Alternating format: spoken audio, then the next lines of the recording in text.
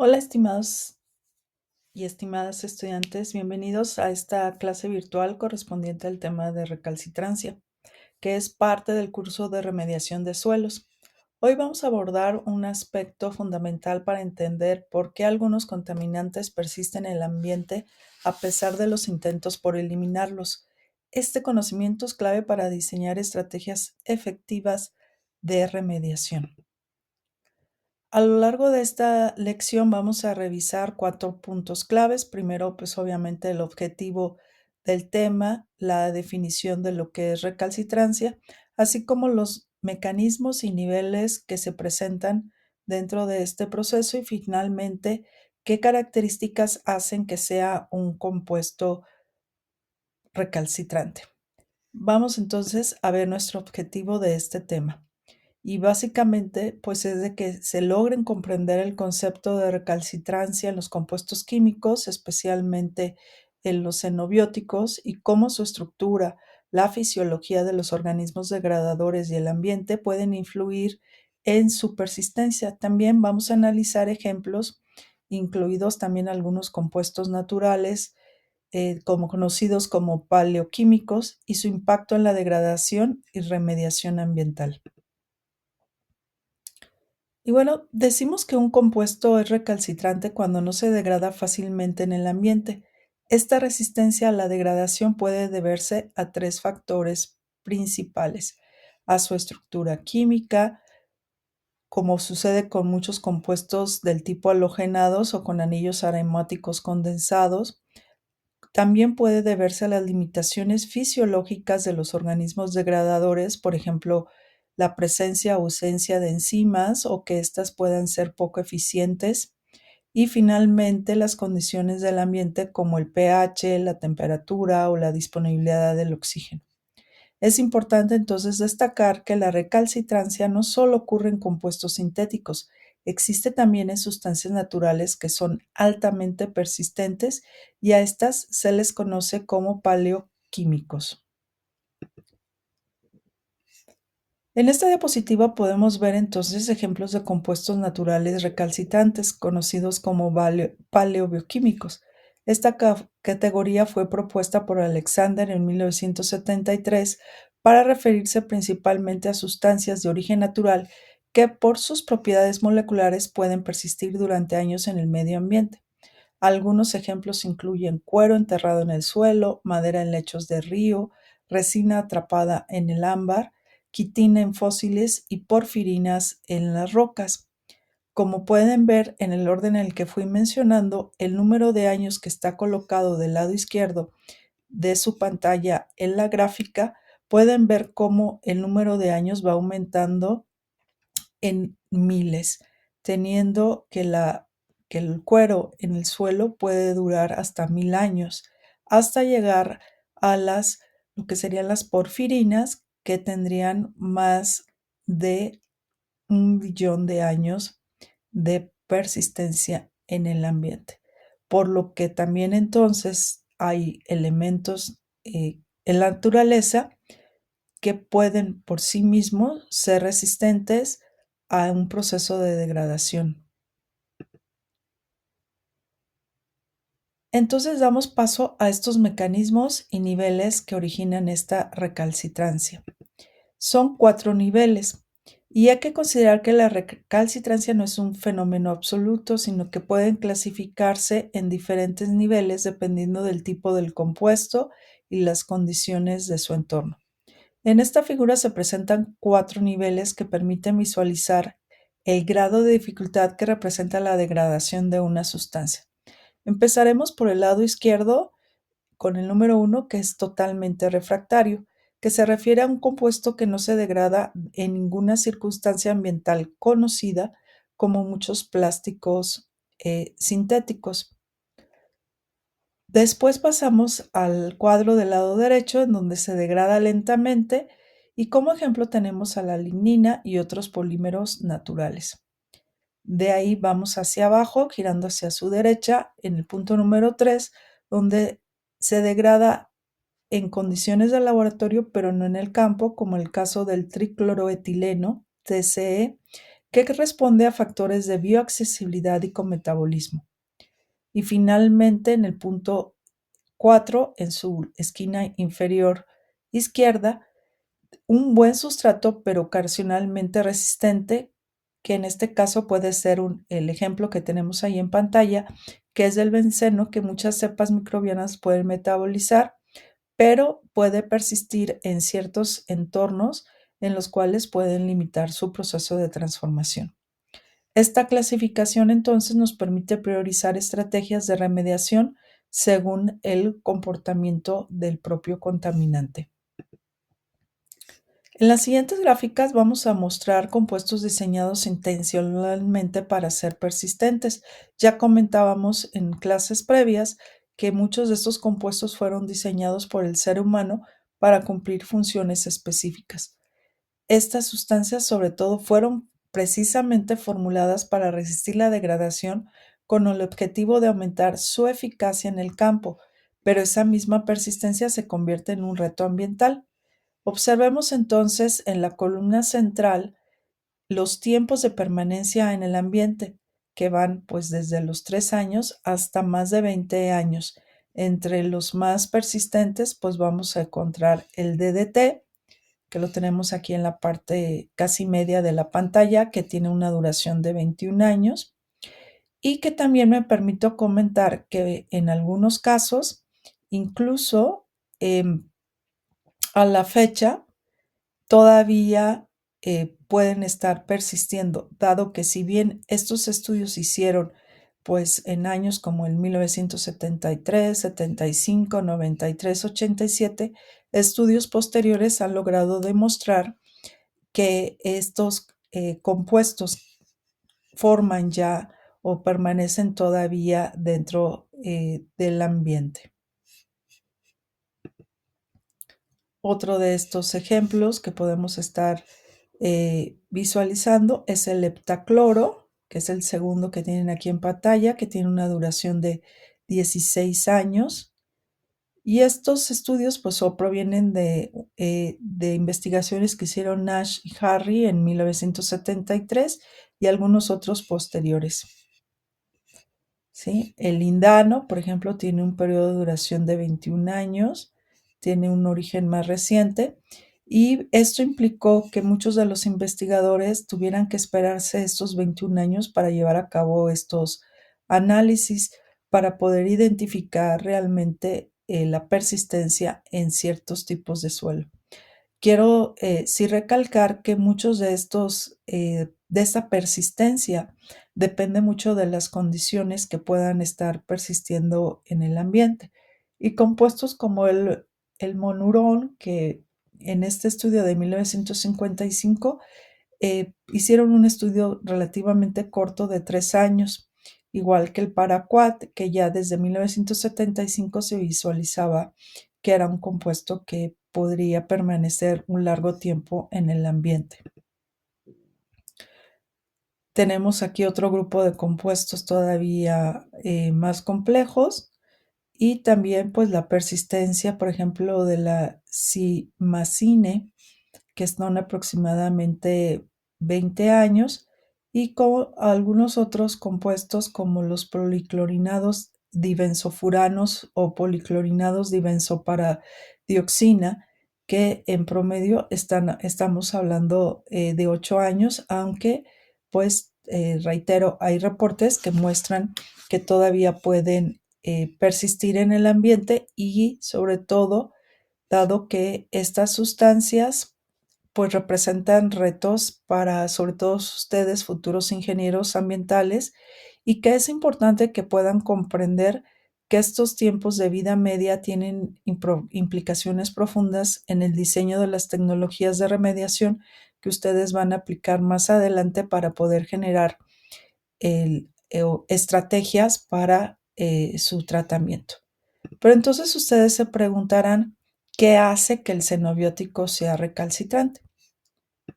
Vamos a ver, entonces, a partir de aquí vamos a abordar un conjunto de factores bioquímicos, estructurales y ambientales que explican por qué un xenobiótico puede ser recalcitrante. Vamos a ir destacando cada uno de ellos. Nos enfocaremos a estos tres que están aquí presentes en la pantalla. Empezaré de izquierda a su derecha. Y el primero es el de la ausencia de rutas metabólicas específicas. Esto se debe a que muchos compuestos no son reconocidos por los diferentes sistemas enzimáticos porque su introducción al ambiente ha sido más rápida que la evolución de las enzimas que son necesarias para llevar a cabo la degradación. También hay que considerar que los organismos pueden estar ausentes o en una baja concentración, aunque exista una ruta metabólica teórica que pueda llevar a cabo este proceso de transformación por los microorganismos, puede ser que no estén presentes o estar en una muy baja concentración. También la especificidad de las enzimas pues debe ser muy alta en algunos casos o en la gran mayoría de ellos y hace que algunos de estos compuestos además presentan estructuras químicas que no puede hacer que encajen bien dentro de lo que serían los sitios activos de las enzimas, como son las cadenas ramificadas en los alcanos, y que esto pueda impedir que se lleve a cabo el proceso de transformación. Otro grupo de factores que pueden estar afectando este proceso de transformación o hacer que realmente sea o que generen esta recalcitrancia de estos compuestos, pues es precisamente tener eh, procesos cometabólicos, pero que carezcan de la presencia de un sustrato primario que le ayude a generar este proceso de transformación. Muchos de estos casos de cometabolismo puede ser que sean más rápidos dentro de lo que sería el propio laboratorio, pero cuando los extrapolamos a lo que sería ya los procesos en el campo, pues se vuelve un proceso más complejo y que cuesta pues trabajo poder reproducir en el campo. Por eso a veces ustedes identificarán en la literatura cuando hagan estas consultas o investigaciones que muchos de estos trabajos pues funcionan muy bien en el campo, pero cuando ya ustedes lo quieren aplicar, pues representa diferentes retos que puede ser hasta desde el tipo del suelo o incluso a la disponibilidad que puedan ustedes tener del agente cometabolizante. También esto puede deberse en un momento dado a la falta de un nutriente que sea importante para llevar al cabo este proceso de transformación. Y sobre todo puede ser que a la ausencia ya sea de aceptores o donadores de electrones que permitan precisamente favorecer las condiciones para llevar este proceso. Muchas veces esta falta de nutrientes las podemos ir supliendo con la adición directamente de ellos, pero pues se requieren hacer estudios en donde se analice cuáles serían las mejores condiciones para llevar a cabo esa transformación. Nuevamente, uno de los retos importantes es trasladar estos procesos que ocurren en el laboratorio, llevarlos al campo y sobre todo, dado que en el laboratorio muchas veces podemos controlar parámetros, como sería en el caso del ejercicio también anterior, o en el campo, pues tenemos muchos factores y variables que nos pueden estar afectando para poder hacer este proceso de transformación. Y finalmente, pues estas condiciones ambientales, al no ser favorables para llevar a cabo este proceso, pues pueden hacer que sea limitado la transformación de estos xenobióticos, ya sea por un bajo pH, por una salinidad muy alta, por la presencia de temperaturas extremas que puedan limitar pues este proceso de transformación. Algunas otras condiciones pues son precisamente que los sustratos o metabolitos puedan estar en concentraciones muy altas y que por ende puedan complicar el proceso de la transformación, dado la posible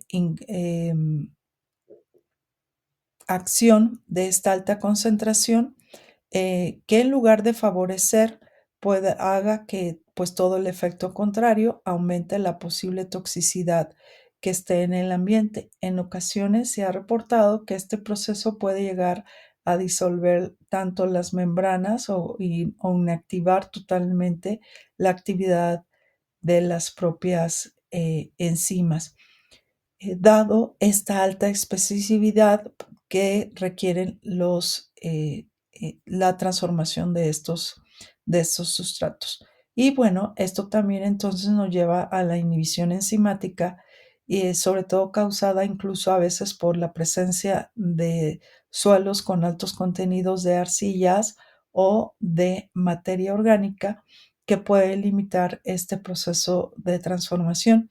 Este fenómeno lo identificamos más abiertamente en procesos extracelulares, donde las enzimas pueden ser que están presentes, pero no puedan migrar en donde se pueda encontrar este posible contaminante o compuesto a transformar, y que vuelva entonces un proceso lento o que pues nunca se lleve a cabo, aun cuando pues contemos con las enzimas, con el sustrato para llevar a cabo este proceso.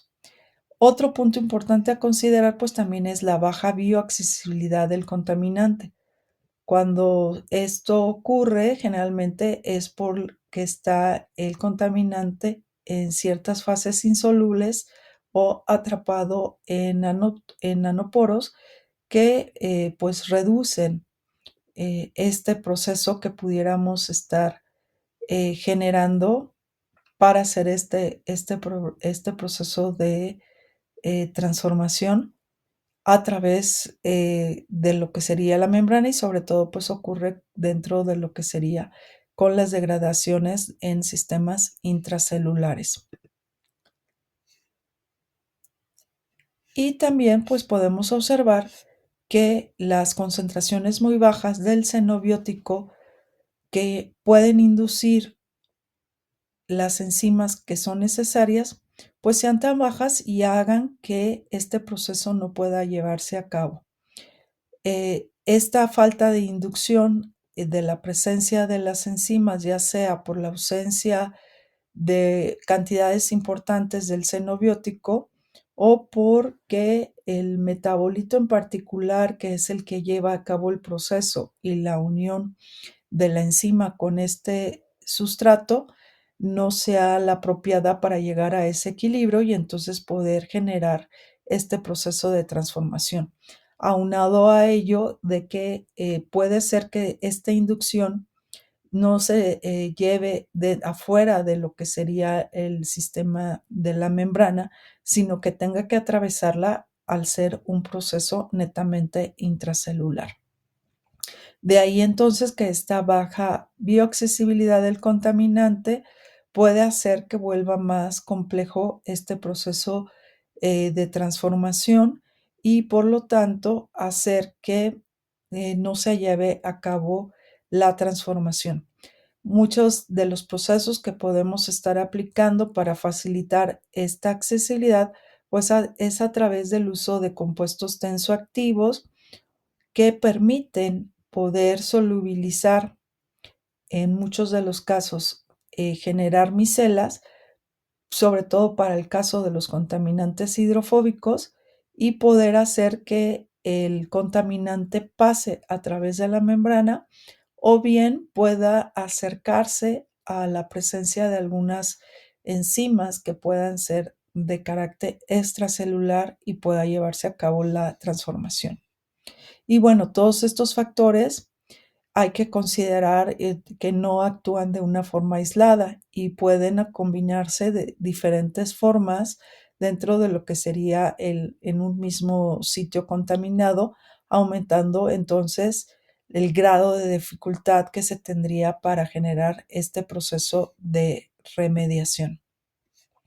Y una observación importante que aquí se nos recuerda es que compuestos con estructuras similares pueden tener comportamientos muy diferentes en el ambiente.